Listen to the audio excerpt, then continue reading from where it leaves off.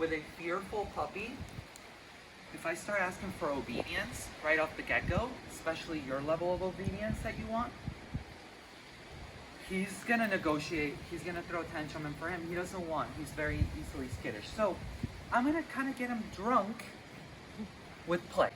I'm gonna make him sloppy, I'm gonna make him forget that I'm the stranger that he didn't want to interact with, right? So this is called a flirt pull. It's really good for you to get his energy out when you don't feel like training or walking, right? And this is another form of practicing walking and also training. I'm going to show you what I'm doing. The only thing you got to be careful with this is don't point it at your face like this when you're trying to get it back, because it will come back to your face. Especially. So I'm going to tug. When I tug with a puppy, especially with a puppy with little teeth, I don't tug hard. I let them win 90% of the time. He's tugging, I let him win. He's like, oh my God, I want that one. I want him to tug as much as possible. Again, not through force, but just because it helps his muscle development, it helps his confidence. You see how confident he is right now? Yeah. As opposed to a few minutes ago, he wanted nothing to do with me, Yeah. right? So that goes to show you a few things. So now what happens is this. This is really fun. For the future, you'll be using this, what I'm about to show you. For now, you'll still use a lot of food. This is, take it off again. So let him get a little happy like that. I'm gonna drop it. He's gonna come after it. Maybe not. So, and then I'm gonna take it, I'm gonna say, Loki, sit. Step it on the leash. Loki, sit. And I'm just gonna let him be. And I'm not asking for speed and obedience. I'm just asking to see, hey, do you trust me enough to listen? He's like, no, I kind of want that toy. I'm like, okay. So I'm going to just bring my hand down, see if he can do anything. If he did a touch, good.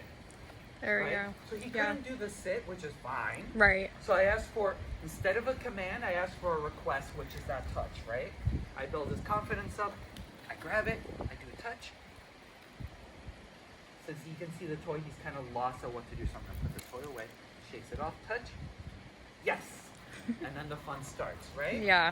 And now he's doing this with a strange bearded tattoo man. So his confidence is going to be like, oh, maybe tattooed strange big guys are okay.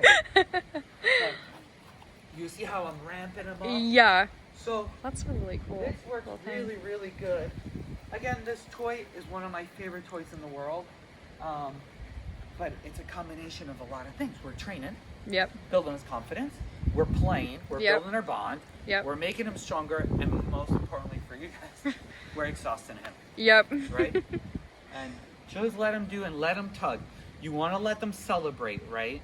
It's like you want to, I don't know what kind of metaphor to use, but it's like when you play a game or something, you want to say, yes, I won that one, right? Yeah. Like we want to let them feel that little celebration because that celebration around a new strange person is getting combined with phones into having a really fun experience. Right. And what I can do is tug, I can touch him a little bit and then tug, touch him a little bit and tug. Yep. I'm letting him know that me touching and reaching out is nothing bad. Right. This doesn't mean that I want a strange person to do this with him yet. Yeah. But it's really good for you guys or for your dad or your family and friends that come over. So now he doesn't think we're training. Yeah. He thinks, ooh, if I let him touch me, I get closer to the toy. So To that point, this is great because this will be a nice tool for my husband because he's still skittish around my husband. It's so funny. Mainly because he doesn't get a chance to see him as often as we do. Yeah. So for your dad, a great thing to do is just, first of all, give a lot of length. A lot of length, it creates confidence for the puppy. Okay. First of all, right?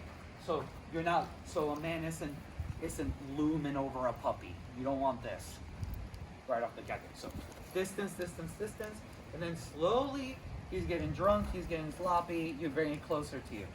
Then your dad can come down, same thing, right? See, we're getting closer, we're getting on the puppy's level. Then you can bring it in and tug. Don't try to reach out yet. If you want, you can put your hand out and you don't move it.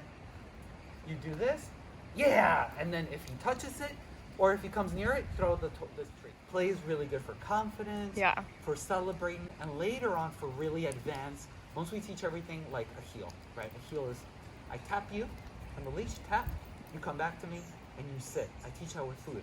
Later in life, we don't get food, we get to play if you do that. Right. Right.